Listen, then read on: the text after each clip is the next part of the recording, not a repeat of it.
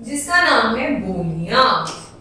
भाई सबकी अपनी अपनी बोलियां होती हैं, हम भी बोलते हैं, तो हमारी बोलने को भी क्या कहेंगे? बोली कहेंगे।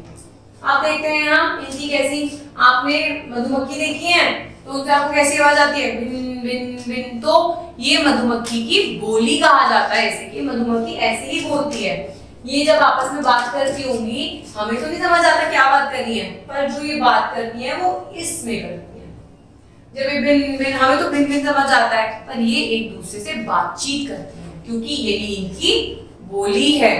ऐसे ही जो ये कौवा है, ये कैसे बोलता है? काव काव काव काव। तो मतलब ये भी अपनी भाषा में कुछ कह रहा होता है, और हमें सुनाई क्या देता है? काव काव देता है ना।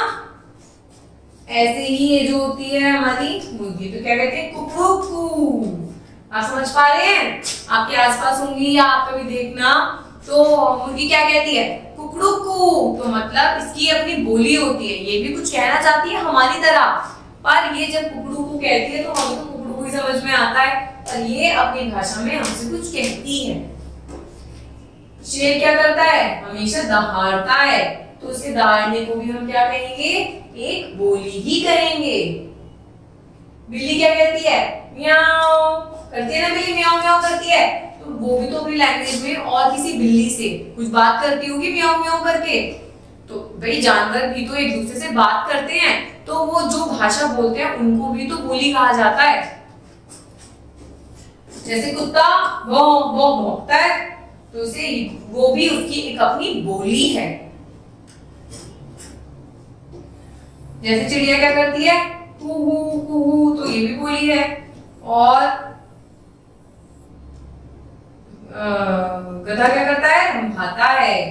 मतलब इसका भी एक अपना बात करने का तरीका है। तो कहने का मतलब है पाठ के अंदर कि सबका अपना अपना बोलने का तरीका होता है, जिसे हम क्या कहते हैं? बोली कहते हैं।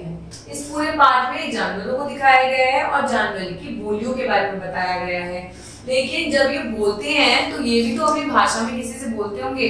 भाई बिल्ली की भाषा हम नहीं समझ सकते, म्याऊ म्याऊ क्या कहती है, पर शायद वो किसी और बिल्ली से कुछ सही बात करती हो, हमें ना समझ आ पाता हो।